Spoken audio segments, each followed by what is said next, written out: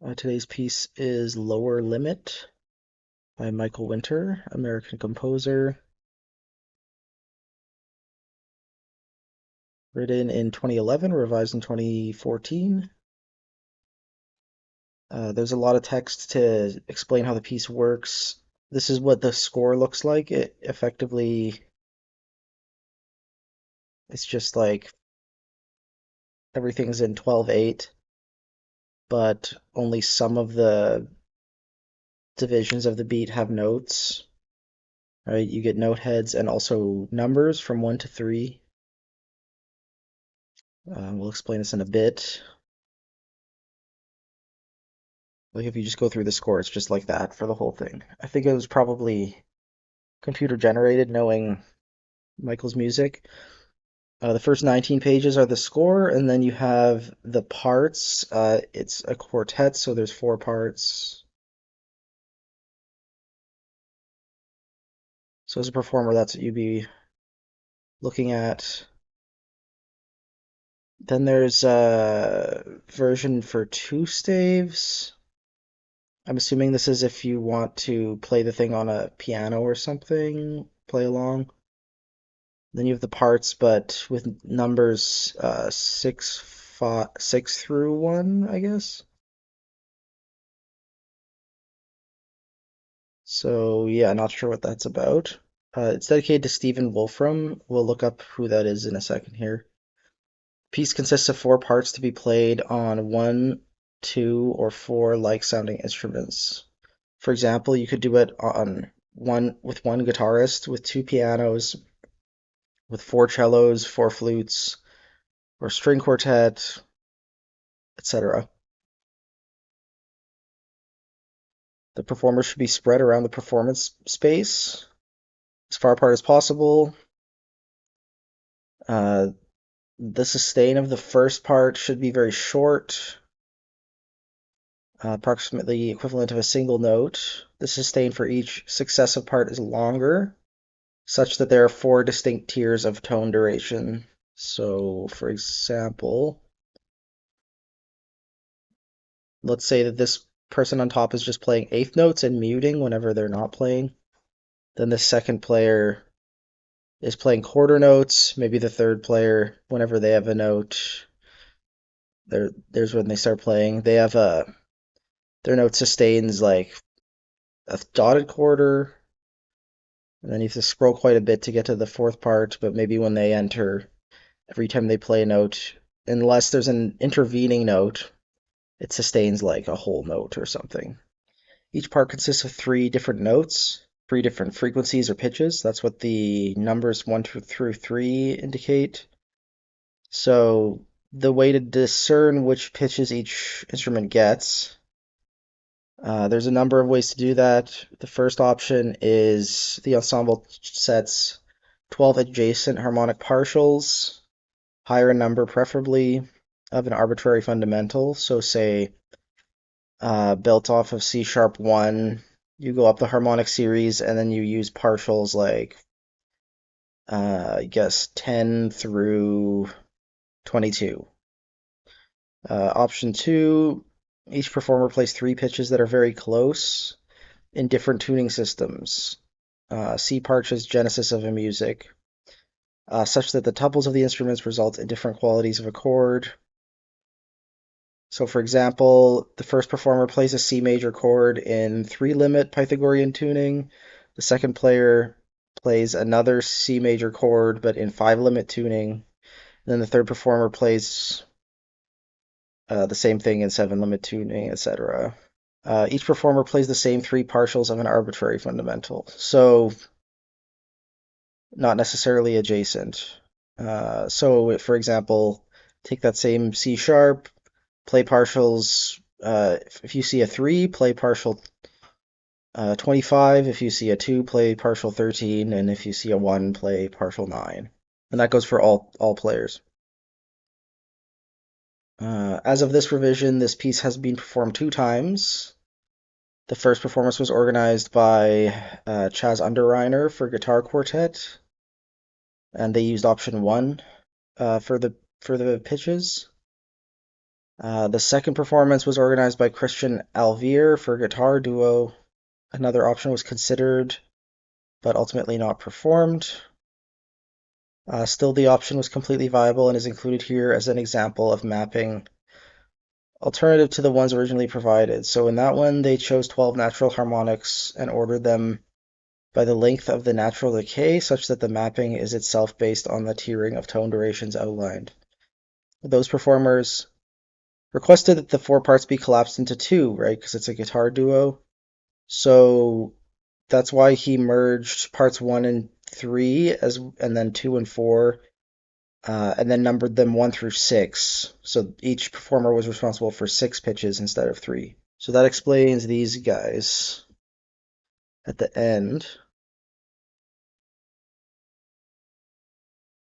right? You have two parts here where the numbers go up to six. They're both 7 pages long, and you can see they're busier because you're adding parts together. And then I'm not sure what the two-stave one is still. I think the idea is instead of like merging the two parts like this and changing the numbers, you still just have three pitches, but they're distributed over two hands.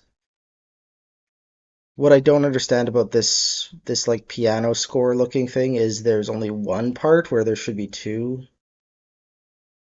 So maybe this is just a second score? Okay, yeah, my mistake. So this is the score for the guitar duo version from 2014. So Stephen Wolfram, who the piece is dedicated to, was born in 1959. He's a computer scientist, physicist, and businessman. Is this the correct Stephen Wolf? Yeah, okay. He founded the software company Wolfram Research, designed Mathematica, which is a software system with built-in libraries for several areas of technical computing. He also designed the Wolfram Alpha online knowledge engine in 2009. In the 80s, he left the School of Natural Sciences in Princeton, no longer interested in particle physics, and then he started pursuing investigations into cellular automata, mainly with computer simulations.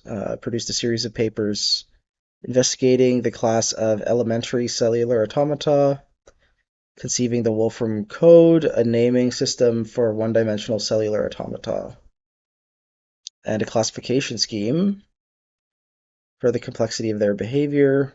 He conjectured that Rule 110 cellular automation might be Turing complete. This was later proved to be correct.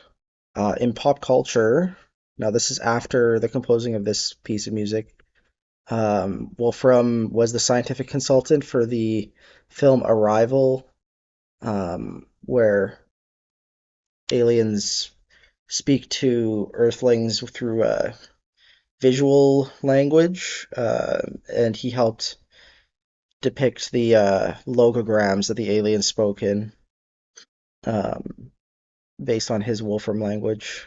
So Chaz Underriner, I know tangentially through the University of North Texas. I think I've emailed him a few times, follow him on social media and stuff, but he graduated before I attended, so I never actually met him. He's a composer and guitarist. His compositions, I don't have any of his scores, but um, he has like series of pieces he does, like his yeah, this is much more extensive than I've seen his list of works in the past, but yeah, he has a lot of solo stuff. He has a series called Landscapes, which he started in the 20 teens. The one I'm most familiar with is Landscape Texas Plains, for violin, electric guitar, and double bass. It's a really interesting piece. It's like 45 minutes long. Uh, yeah, he has his Nocturne series here, his Moving series, and his Landscape series are the three big ones. And where is he teaching now?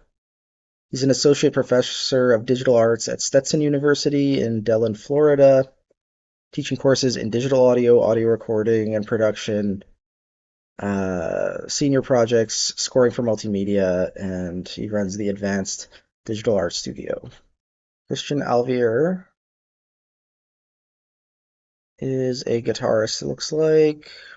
Chilean musician and researcher, specialized in the interpretation and study of contemporary and experimental music.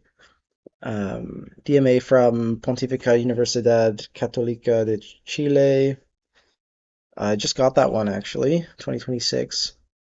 His master's degree was in music performance back in 2018 in classical guitar. His research is developed under the model of practice as research. He links the triadic semiotics of Charles Peirce and the theory of technical reproduction of Walter Benjamin.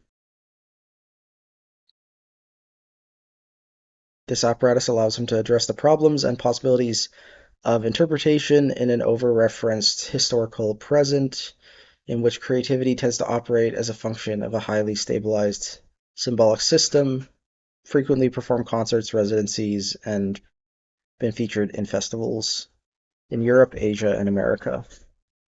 Okay, with that, I think we can listen to this thing. Link to the recording is in the video description. The rest of the video, I'll just be talking about my thoughts hearing it for the first time. Okay, so I really like this recording. I wasn't expecting it to be this procedural thing where eventually the bottom voices become more active. It feels like some sort of interpolation is going on. And it's actually just one continuous line of notes. You never have two people playing at the same time. So in a quartet version like this, it's actually a very intense performance because like you would very easily hear a mistake. It must be really impressive to see live. I understand now why there is a solo version and a duo version. It's very easy to like the duo version makes sense, and then the solo version would be a logical extension of that process. Um, yeah, the score is very intimidating looking, but I think it says a lot about the composer's aesthetics. It's a really unique piece. Tomorrow we're probably going to look at another Michael Winter piece. It's called Mass and Band. Anyways, thank you all for listening, and I'm excited to get into more of this stuff.